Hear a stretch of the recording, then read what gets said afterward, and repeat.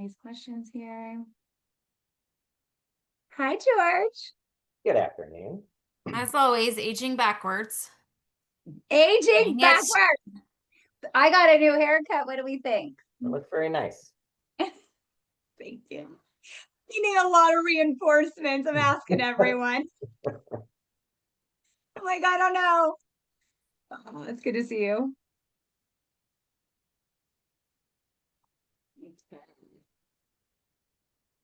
And everybody will be starting in 1 minute. We got a hi, George, in the chat. Everybody's excited to see George. Lindsay, that was really good. Thanks. Yeah, I realized after I looked at the times that we had put me in for the longer session, not the shorter one. So Well, I'm glad we were able to did. fill that up a little bit. Yeah, great job, Lindsay is in the chat. Great job. Thanks, Mark. Appreciate George, it. Glad we got your CEs taken care of too. George, we went over a evolving document to help board members and CAMs alike. Okay, everyone, it's 1:15 and we all know the drill. If this is your first time with us, welcome, welcome. If you're returning back, welcome back. Thank you for staying with us. We know it's a long day on these webinar Wednesdays. We sent out a survey. Thank you to those who responded, and I will add that at the end as well. So if you want to provide your feedback, or you can always just email us your feedback. We take it, we listen, we adapt. And working through lunch was something that Lindsay and I gathered all the information up and thought that would be best to do. So if this is your first time, again, welcome. I am Diane Michael with Beyond the Boardroom, and I'm happy to be with you this afternoon. I'm with my partner, my camp partner, Lindsay Lombardi. We will be hosting the last CE of the day. Our goal in this program is to educate board members and CAMs in an easy way at your desk, on your mobile, while you're eating lunch, while you're traveling. We know how important education and CE credits are, and that's exactly why we decided to launch the Beyond the Boardroom program over a year ago already. We started on the fourth Wednesday of each month and have already grown to now offer education and CE credits on the second and fourth Wednesdays. So please mark your calendars for the next webinar Wednesday happening on December 10th. Please note that in November and December, we only have one webinar Wednesday due to the holiday season that is already here. Keep watching the emails and be sure to save us as a safe sender so you don't miss any important education or sign up registration information. If you don't get an email from me at least once a week, then it's going to your spam. We send out once a week to promote the upcoming classes that are CE credits and also educational classes. And then we also send the previous webinar Wednesdays videos that are on demand because we're taping this right now.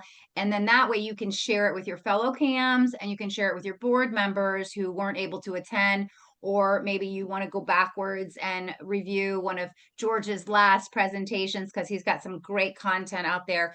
We have a whole page that has all of the videos. And so it's a great resource and a great link to bookmark.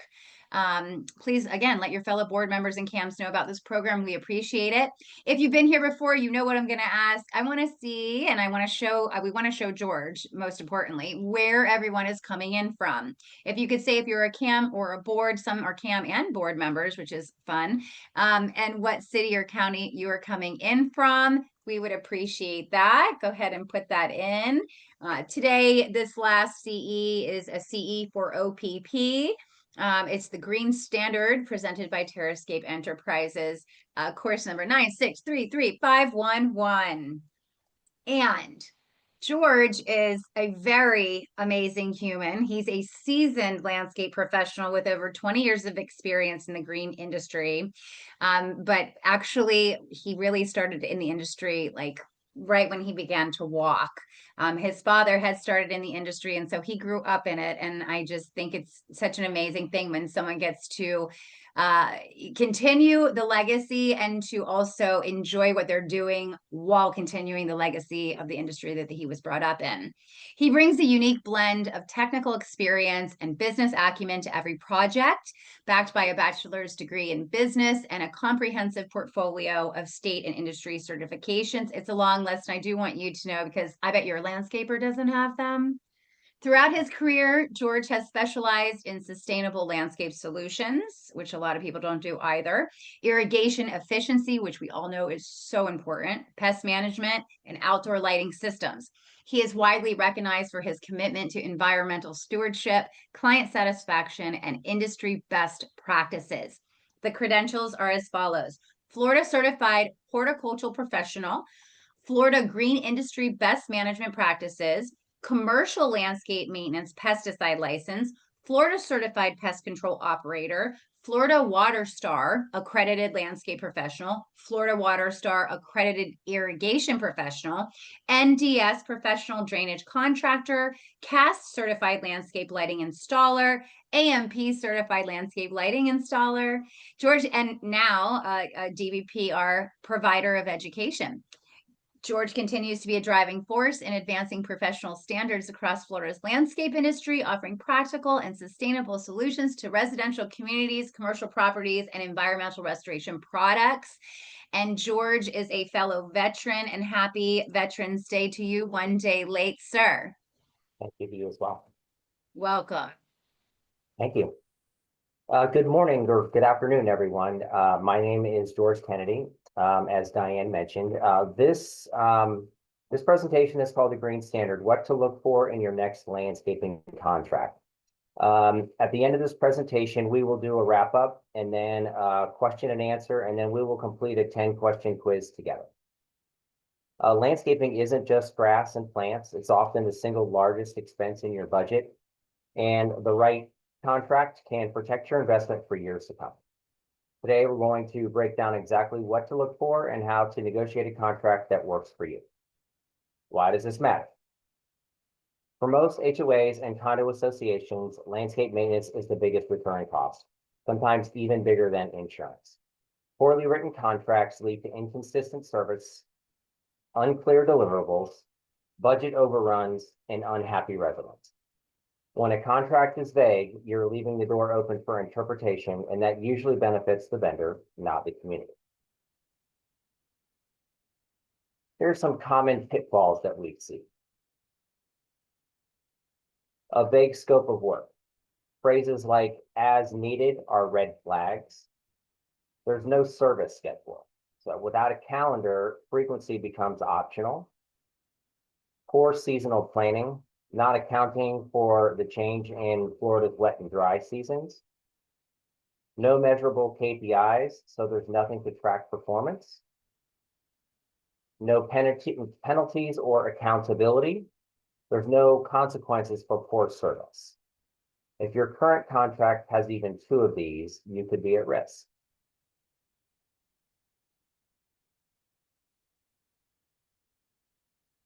The Green Standard is your benchmark for quality. Your contract should clearly define transparent pricing, a scope of work with measurable outcomes, sustainable and compliant practices, responsive communication, qualified and licensed personnel. The more that you define up front, the less you have to fight about later.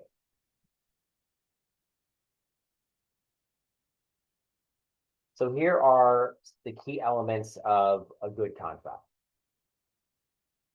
The first is the scope of work. The scope of work is what's included and what's not. The schedule is when it's done and how often. The standards are: what does this look like? What does good look like? Reporting: how is the performance measured? And then exit clauses. This is your safety net. Miss any one of these and it leaves room for dispute. So make sure that you include every one of those in your landscape contract. So let's now break it down. The scope of work is the heart of the contract. This is where the rubber meets the road. You want to make sure that you spell it out here: turf care, includes mowing frequency, edging, weed control. Shrub care includes pruning, fertilization, pest control, seasonal color and mulch, how many times a year, the types of colors, if you can get agreement upon that for the mulch as well as for the seasonal color. Irrigation inspections and repairs, storm response procedures. That includes exactly the protocols for storm response as well as a time frame associated with that. Trash and debris removal. So make sure that it is in writing, because if it's not, then it's not enforceable.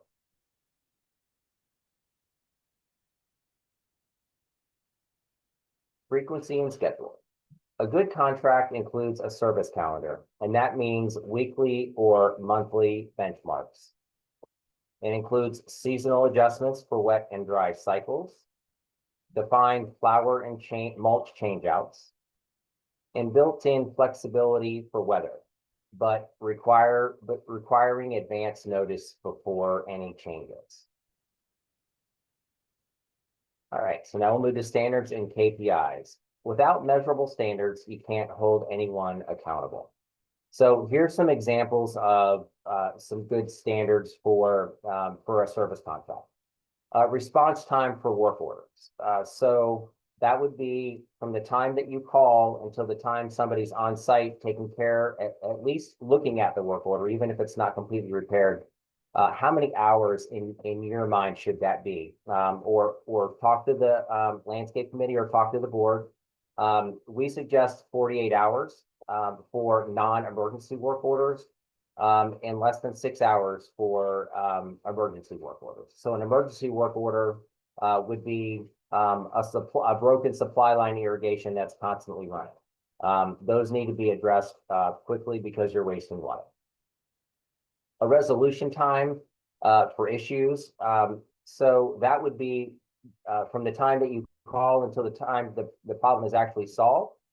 So we recommend 48 to 72 hours, depending again on the issue.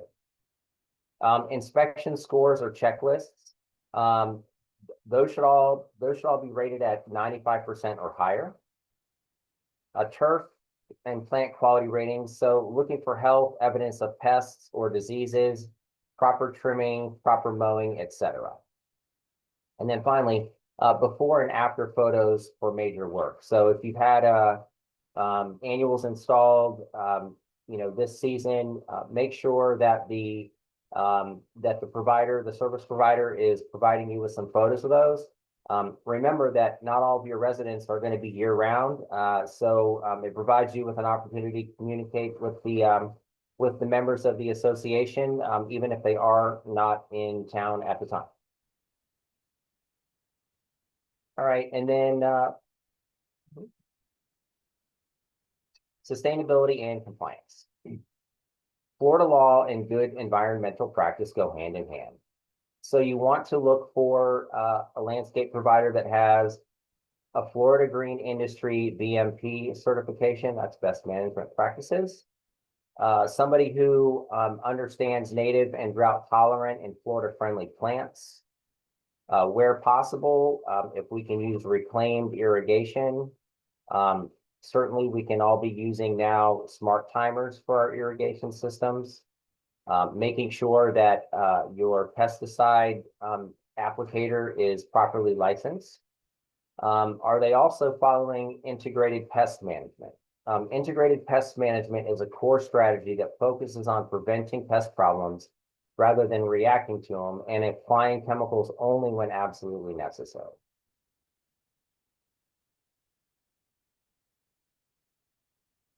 Okay, licensing, insurance, and certifications. You always want to verify that they have commercial liability and workers' compensation insurance. I'm sure you all know that.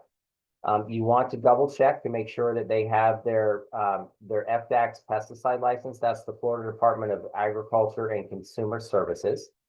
You want to ask if they have any horticultural certifications, such as the Florida Certified Horticultural Professional, or if they are an ISA certified arborist, as an example.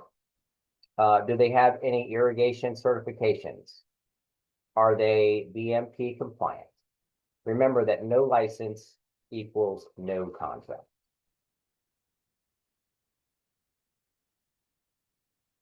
Okay, communication and accountability. The contract at a minimum should require monthly manager walkthroughs, digital reports with photos, a clear resident feedback process, and an escalation path for unresolved issues.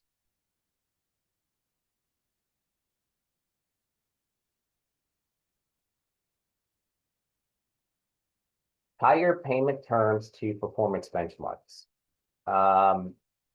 So that could simply be the project needs to be 50% complete before you will make the next draw.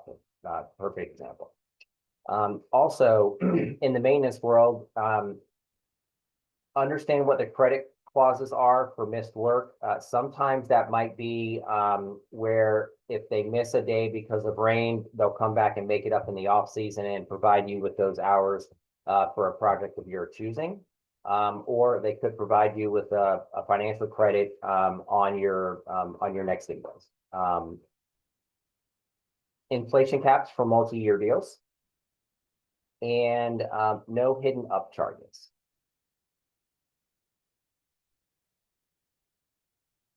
So this is important. You want to make sure that you separate your maintenance budget from your enhancement budget. Enhancement budget would be anything that's an upgrade to what's currently there from the community.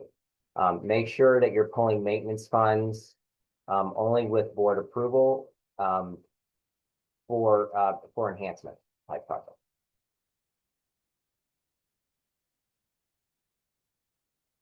Okay, here's some red flags to watch for.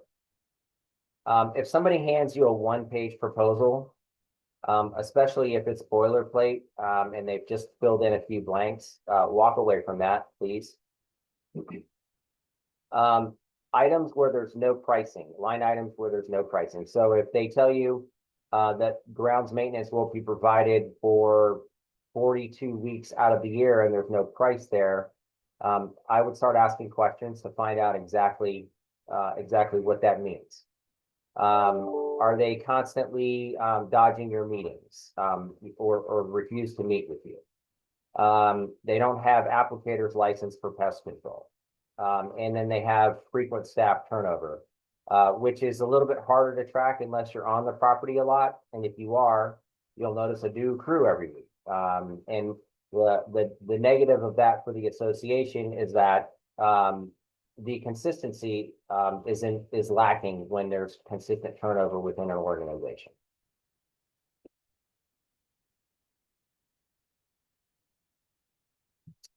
So when you're vetting a vendor, you want to make sure you get at least 3 HOA references, and I recommend you get 3 HOA references from communities of similar size to yours. It makes a big difference because some organizations are really good at large properties. Some organizations are good at small properties. And there's very few that are good at both, that tailor their crews specifically to match the size of the property. Do they have an employee training program in place? If so, are they willing to share with you exactly how they train their employees? What is the supervisor to worker ratio? And then also visit at least one other property that they maintain. If it's possible, visit multiple properties that they maintain so you can get a good understanding of the type of care that they're taking with existing customers. So there's some pros and cons to multi-year contracts. The pros are you get predictable pricing for a certain number of years. It helps build a solid relationship with your vendor. The cons are there can be complacency on both sides. You think, well, we've got this person locked in for 3 years. They're obviously going to be doing a good job. But if you're not paying attention, then you get locked into something that you're not happy with. So a good solution for that is to make sure that you do an annual performance review and that there's an opt-out clause, so that you're not tied to a multi-year contract if the vendor is not performing to the expectations that you believe they should be.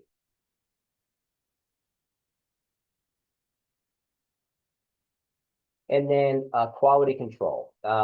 If possible, try to get an independent inspection. So if you work for a property management company with multiple property managers, this could be a friend of yours in the office that might just come by and do an inspection for you. If you're a sole property manager on site, it's a good idea to have a board member who's not vested in the landscape to come by and take a look. You also want to do checklists for each service category. You want to make sure that the board signs off on major work and that you're getting feedback from residents through monthly, quarterly, even annually surveys. It just helps. We find that when residents are involved, there's a lot less reason for people to complain about what's happening on the property.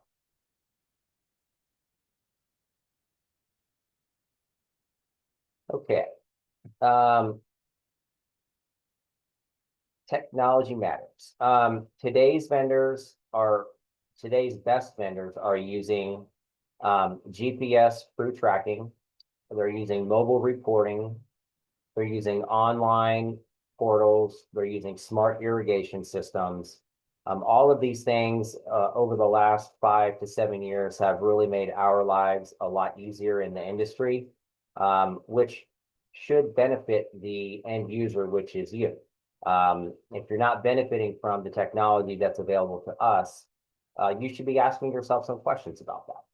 Should we be continuing on with the vendor that we're using, or should we consider moving to somebody else that can provide us with, with better results?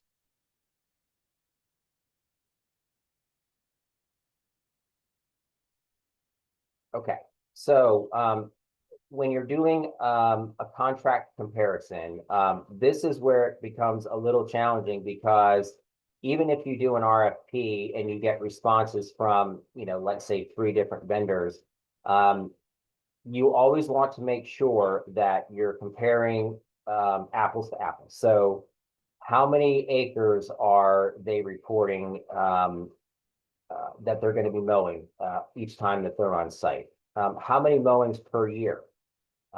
Is seasonal color included? How many irrigation inspections per month, per quarter, etc.? Pruning and weeding schedule is very important, especially in the summer months, because that's when those problems really creep up.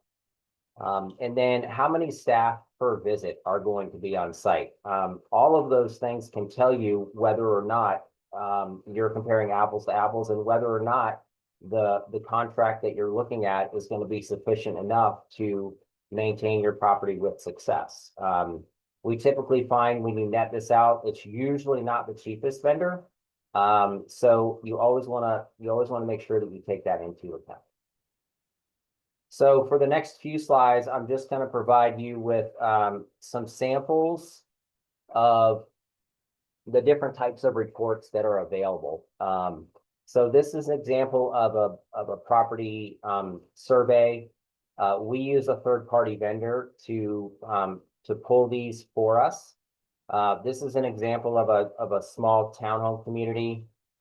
In this report, although you can't really tell, the various colors mean different things. So we know exactly how many square feet of turf or acres of turf are on this property.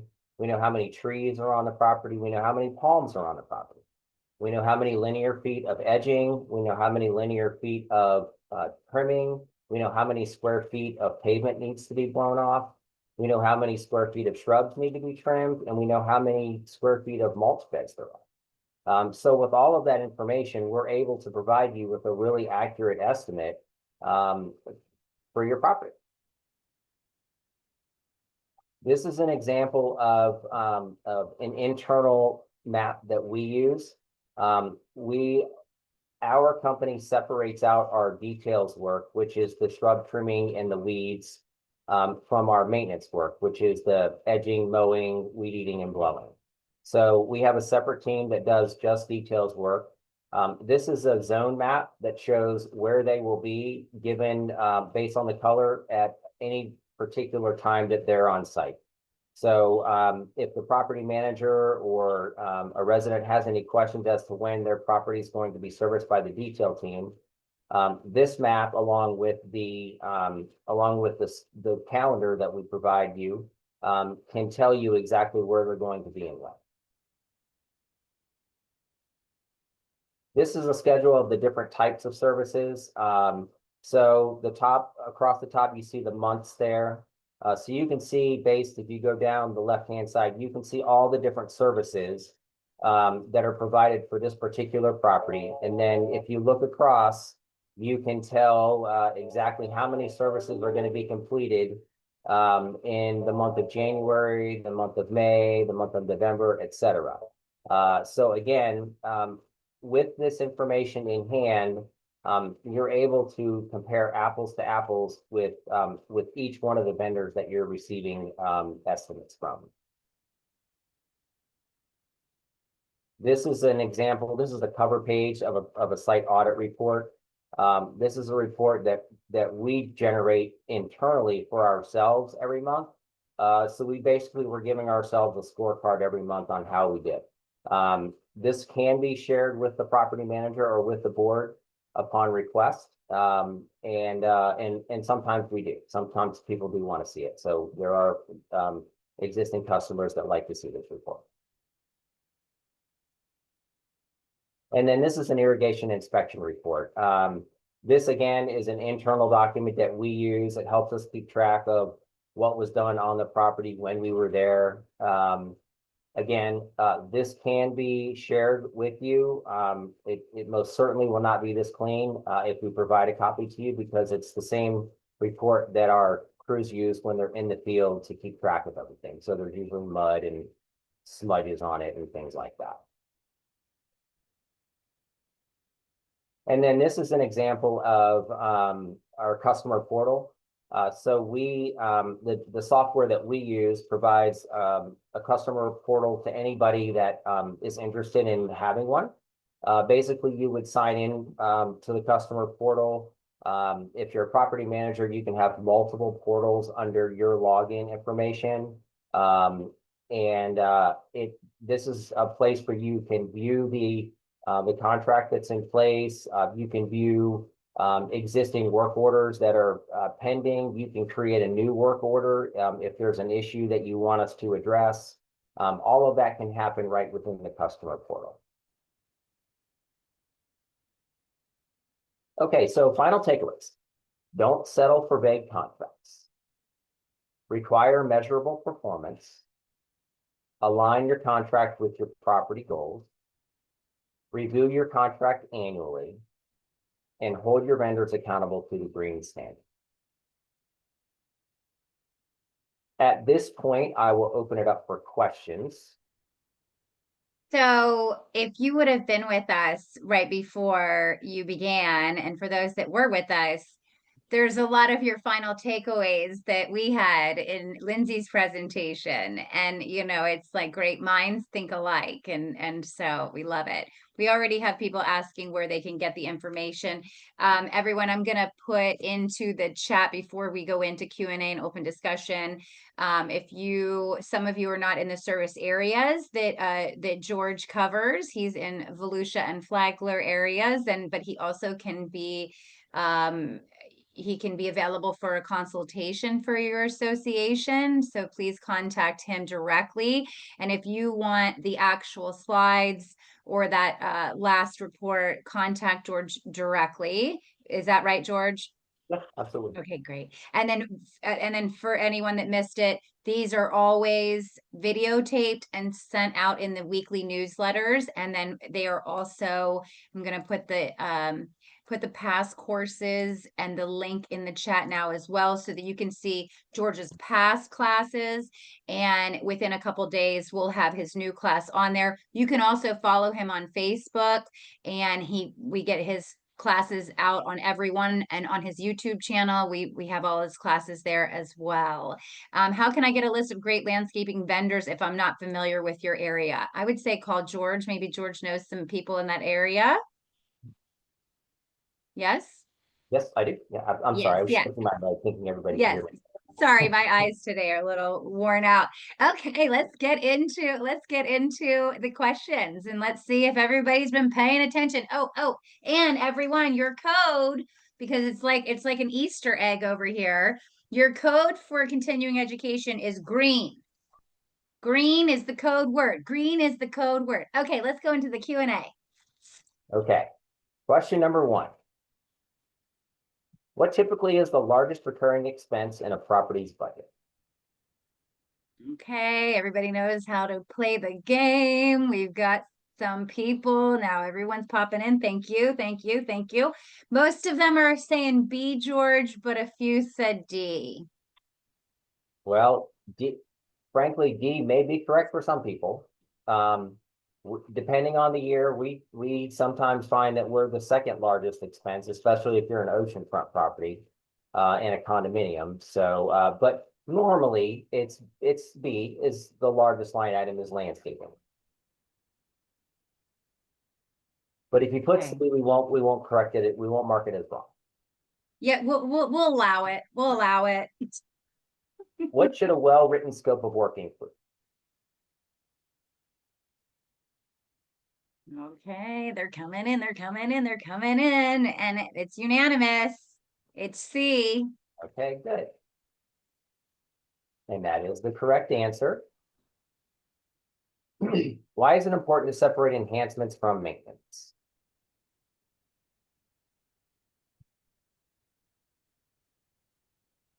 Okay. We've got some C's, we got some B's. Okay. The correct answer is C, to avoid confusion and budget misses. What is one key benefit of including a service calendar in a contract?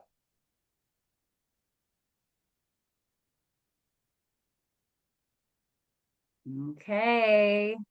We got mostly B's, but a few said also C. Okay. It is B, to ensure consistency in play. Which certification indicates compliance with Florida's environmental standards? Okay. Oh, got some varyings, not too many, but most are saying A. We have a couple B's. Okay. Oh, we have a C. The correct, excuse me. The correct answer is C, the BMP certification. That's, excuse me, that's Florida's best management practice. Number Okay. 6, which of the following is a red flag when evaluating a landscape vendor?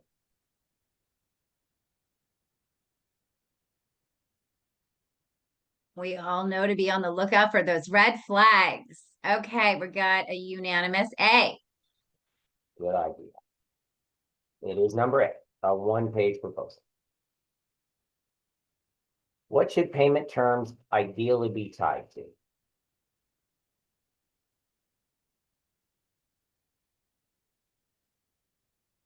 Okay, we got them coming in, got them coming in. We got some mostly C's. We got a few B's. Performance benchmark, number C. What technology is beneficial to landscape management contracts?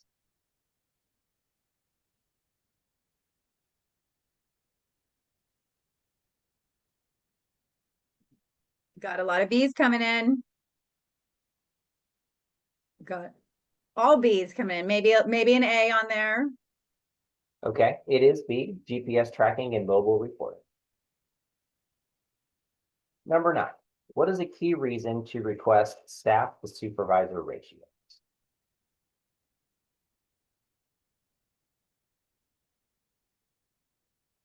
Oh, we had someone change their mind. They went from B to C. We got some Bs, we got some Cs. Okay.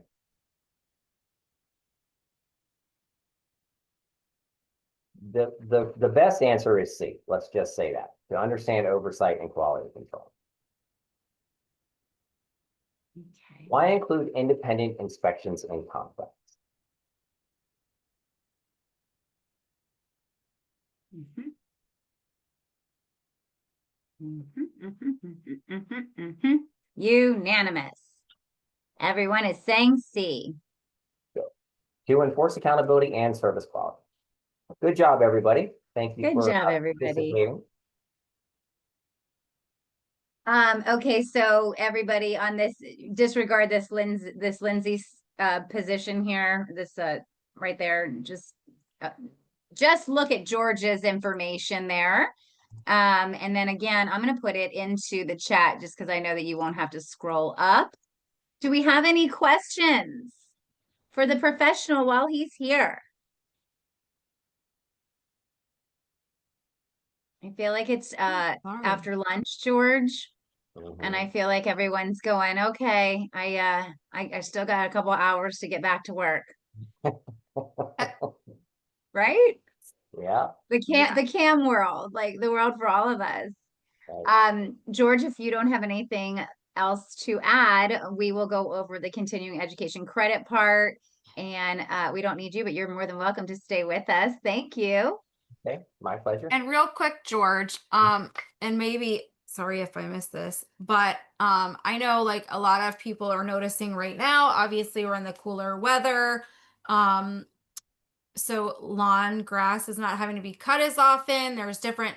So can you kind of like real quick explain, like obviously your contract is the same fee every month, whether you're cutting the grass once a month or twice a month or 4 times a month. So can you maybe go over a couple things that you would do this time of year because you're saving the time on not doing the grass cutting? Like how do you kind of divide that work? And obviously, it's like retroactive, so you're paying the same amount in the winter, even though you're getting some of those cuts in the summer, kind of a thing. Right. This is the time of year when we start working on what we refer to as rejuvenation cuts. That's hard cutbacks on the property where they're needed. Um, Fall cleanups is also another time. This is when we're working on those. The spring cleanups for us will typically happen usually in, I believe it or not, February. All of those things are happening during what we call the off season. And I think that's important for people to consider because, you know, in a residential home, you notice like the landscaper that you've hired is not around as often. So why are you still paying them the same amount? There's other things that they're doing, and keep in mind, maybe you're charged for a certain amount of cuts per year. And so that's factored into your contract, and that, includes the 4 to 5 that you have in the summer versus the 1 or 2 that you have in the winter months. Right. Well, and the proactive, right? And Right. I think that's the ticket with the cams is that so much of the job is reactive, and having the right team member as a vendor, the association ally that is proactive and really understands the needs of an association and isn't just one of these fly by the night type of landscapers, someone who is credentialed and licensed and has been doing it for almost all their life is the right fit. Someone asked where you're located. He is in Volusia County, and services in Volusia and Flagler. Yes. Thanks, George. My pleasure. We'll see you next Thanks, time. George. Okay. Thank you Have a all. good day. Okay, Okay, everyone. everybody. So George is always wonderful and very informative. We love him. His course today is for credit for OPP, and the title for the course is the Green Standard, and the code word, as we said earlier, is green. The link is in the chat for everyone. You probably have it from earlier if you attended our courses earlier. Please go on there, do the submission. I have to go in and pull these submissions that pull the report. So I usually wait until tomorrow to do it just to make sure everyone has time to get in there and do it. But please, please, please get it in there as quick as possible. Because if I pull the report and then you go in and do it on like next Monday, I'm going to miss you. So please make sure that you get all that information in today or tomorrow so that if I pull the report on Friday, we don't, we have your information and we don't skip you when we're submitting the credits. Yeah. Thanks for the thanks, Debbie. If anyone has any questions for us, thank you so much for hosting a great day of education. Thank you, Leslie. Thank you all so much. I feel like this was a very informative day. They always are, but we added a little bit more in here. And our goal, just so you know, is every time to bring you new presenters and all the areas of your continuing education requirements like OPP, ELE, HR, legal, and insurance. And so be looking for the next ones. Next month, we're going to probably have HR and insurance. So thank you all for being here. I just realized I haven't putting my first name where the last name goes. Is that going to be an issue? Probably go ahead and resubmit if you did that today, because when I go through, it'll just reject the one that's wrong. So please resubmit. If you have any questions, you can email me, lindsay@yourcoastalliving.com, and I can help you out. And I just wanted to add something. You know, when we first started this program a little over a year ago, we didn't start with continuing education. We provided 30-minute informative little segments. George started with us then, and so there was no education credit. It was just information and a way for vendors to get their names out there, and for you as CAMs to see who was out there that you could trust, or board members, and reach out to. So we've evolved into this continuing education, but not everybody wants to get continuing education. They don't want to be, go through the DBPR process of getting approved. They don't want to pay for it. It's just, they don't have an hour to give. They only have a shorter time. So that's why we've started bringing in these little 30-minute spots, because it's ability for you guys to get information on topics that you maybe wouldn't, because they don't want to do the continuing education, or maybe it's not something that's really appropriate for a continuing education credit. So that's kind of what we've, like Diane said, we did a little different today. Try to do that moving forward to get you guys some, random little spurts of information from different industries, in addition to the continuing education credits that we provide. And I'm just so grateful for everyone being so appreciative. We love seeing that. Mark, you're hilarious. He's like OPP, you know Yeah, me. love it. Yeah. In certain age groups, we all remember that song. And then thank you. Someone said that Michael, thank you. He said it's his first time attending and he'll be back. We appreciate that. Let your fellow CAMs know. We will do our best to always grow and evolve, and we appreciate your feedback. Oh, one last thing. And I know that there has been a lot, but I want to send in the survey questions.